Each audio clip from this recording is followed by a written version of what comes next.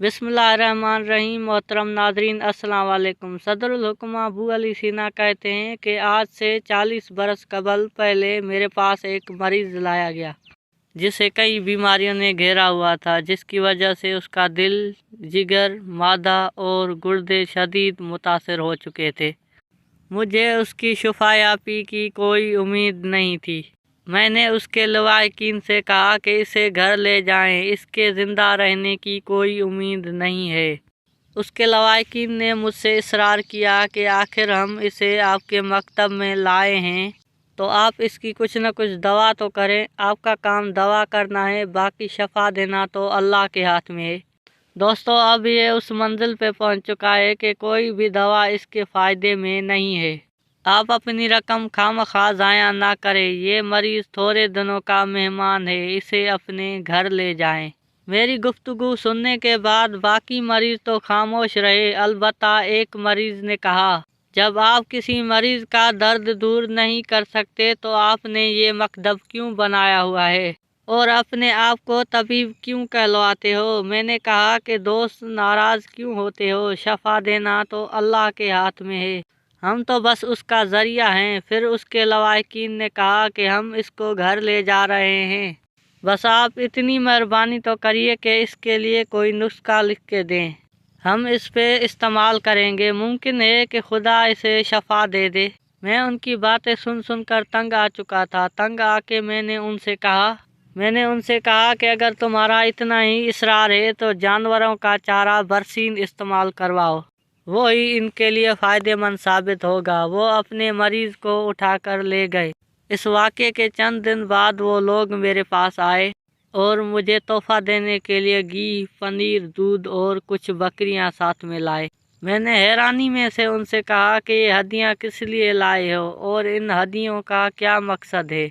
उन्होंने कहा कि हम ये सब आपका शुक्रिया अदा करने के लिए लाए हैं। आपने हमारे मरीज़ के लिए बरसीन का चारा तजवीज़ फरमाया था, हमने वो उसे खिलाया तो हमारा मरीज़ शफायात हो गया। उसकी सेहतियाबी की खुशी में ये हकीस का नजराना आपकी खिदमत में पेश करने आए हैं। मैंने जब ये सुना तो मेरे ऊपर हैरत के पहाड़ टूट पड़े। मुझे यकीन हो गया कि शफा देना अल्लाह के हाथ में है। वो चाहे तो लाइलाज मरीज़ को बरसीन के चारे से सेहतियाब कर दे। बनी इसराइल में एक शख्स इंतहाई फासिक व फाजर था। उसकी पूरी ज़िंदगी गुनाहों और बेहयाई से इबारत थी। ज़िंदगी के आखिरी हिस्से में उसे अपने अफ़ाल पर नदामत महसूस हुई। उसने सोचा कि उसको खुदा के हुजूर सच्चे दिल से तौबा कर लेनी चाहिए। उस ज़माने में बनी इसराइल में आबिद व ज़ाहिद मुस्तजाबिद दावाद एक शख्स मौजूद था। अल्लाह ताला ने उसके सर पे बादल को मुकर्रर किया था जो उसे दिन में धूप से बचाता था, और वो शख्स जो भी दुआ करता अल्लाह ताला उसकी दुआ कबूल करता था। उस गुनहगार शख्स ने तौबा का इरादा किया तो माफ़ी के लिए आबिद ज़ाहिद शख्स के पास गया और कहा कि मैं बहुत बड़ा गुनहगार हूँ और मैं अपने गुनाहों पर नदामत हूँ और सच्ची दिल से खुदा के हुजूर तौबा करना चाहता हूँ। आप अल्लाह ताला से मेरे गुनाहों की मगफिरत के लिए दुआ फरमाएं। और उसे आबिद शख्स ने धदकार दिया और कहा कि यहाँ से दफ़ा हो जाओ, मैं तुम्हारे जैसे मक्कार शख्स के लिए कोई दुआ नहीं करना चाहता। और वो गुनाहगार शख्स रोता हुआ वहाँ से हटा। लोगों ने यह मंजर देखा कि बादल का टुकड़ा आबिद के सर के ऊपर से जुदा होकर गुनाहगार के सर के ऊपर आ गया और उसके सर पे साया फिगन हो गया। उस ज़माने के नबी को वही फरमाई कि बंदों पर अपने बंदों से ज़्यादा मेहरबान है। और यूं खुदा का लुत्फ़ आबिद ज़ाहिद से हट गया और उसका मकाम बस्त हो गया, क्योंकि उसने एक तौबा करने के ख्वाहिशमंद की तज़लील की थी और उसे अपने से दूर किया था। आसारे कदीमी तलाश करने वालों को दरियाए साहिल के किनारे पे एक संदूक मिली थी। जब उन्होंने संदूक खोला तो उसमें उन्हें एक खनूस शुदा औरत की लाश मिली। उस संदूक में कीमती जवाहरात की अच्छी खासी मिकदार मौजूद थी। आसारे कदीमी माहिरीन ने हनूस शुदा लाश और कीमती जवाहरात को देखकर ये फैसला किया कि हो न हो कि ये मलका की ही लाश हो सकती है। फिर उन्हें पुराने रस्मुल खत में लिखी हुई एक तहरीर भी मिली।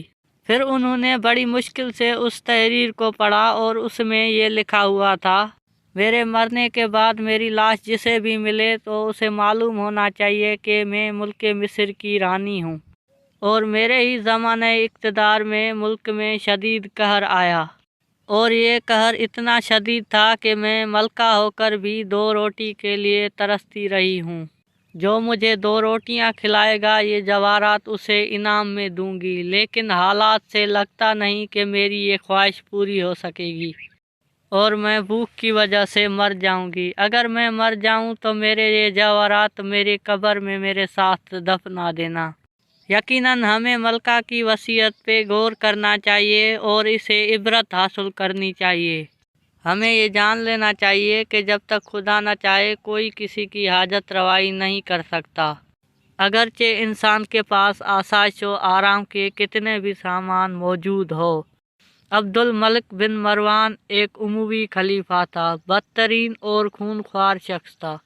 زندگی کے آخری ایام میں اسے مرض استسقا لاحق ہوا۔ اس بیماری میں مریضوں کو شدید پیاس لگتی ہے اور جتنا بھی پانی پیے پیاس بجھنے کو نہیں آتی۔ اس کے طبیب خاص نے اسے ہدایت کی کہ اگر آپ اس بیماری سے نجات چاہتے ہیں تو 2 دن یا کم از کم 1 دن پانی نہ پیے۔ اگر آپ نے 1 قطرہ بھی پانی کا پیا تو آپ زندہ نہ رہ سکیں گے۔ عبد الملک نے چند گھنٹے تو صبر کیا، لیکن آخرکار پیاس کی غلبہ سے مغلوب ہو گیا۔ اس نے کہا کہ خدا کے واسطے مجھے پانی پلا دو، جان نکلتی ہے تو نکل جانے دو، لیکن میں یہ پیاس کا عذاب برداشت نہیں کر سکتا۔ اہل خانہ نے اس کے مسلسل اصرار کرنے پر اسے پانی دیا۔ جیسے ہی اس نے پانی پیا تو اس کی روح پرواز کر گئی۔ یقیناً پانی زندگی بخش مشروب ہے اور اس کا ہر قطرہ زندگی ہے، لیکن اللہ کے ہاں ہر اختیار موجود ہے، وہ چاہے تو پانی کو موت کا ذریعہ بنا سکتا ہے۔ بیان کیا جاتا ہے کہ ایک زمانے میں ایک غریب و مفلس شخص رہتا تھا جو سال کے اکثر دنوں میں روزے سے رہتا تھا، اور جب سورج غروب ہوتا اور افطاری کا وقت آتا جیب میں ہاتھ ڈالتا اور ایک ورق نکالتا اور اس پہ لکھی ہوئی ایک تحریر کو دیکھتا جس سے اس کی بھوک مٹ جاتی تھی۔ جب وہ مومن مرا تو لوگوں نے اس کی جیب کی تلاشی دی تو وہی ورق ملا جس سے وہ دیکھا کرتا تھا، جس سے اس کی بھوک مٹ جاتی تھی۔ لوگوں نے اسے کھول کر دیکھا تو اس پہ بسم اللہ الرحمن الرحیم لکھا ہوا تھا۔ اس سے لوگوں کو بسم اللہ شریف کی برکت کے بارے میں معلوم ہوا کہ اس سے بھوک بھی مٹ سکتی ہے۔ ممکن ہے کہ آج کے دور کے مادہ پرست لوگ اسے ایک افسانہ سمجھے، کیونکہ مادہ پرستی اور انکسس چیزوں کے مشاہدوں کے عادی بن چکے ہیں، لیکن یہ ایک حقیقی واقعہ ہے۔ امید ہے کہ آج کی ویڈیو آپ کو ضرور پسند آئی ہوگی۔ اگر آپ کو ویڈیو اچھی لگی ہو تو لائک ضرور کریں اور دوستوں احباب کے ساتھ بھی شیئر کریں۔ اگلی ویڈیو میں انشاءاللہ پھر ملیں گے، تب تک کے لیے اجازت دیجیے۔ اللہ حافظ۔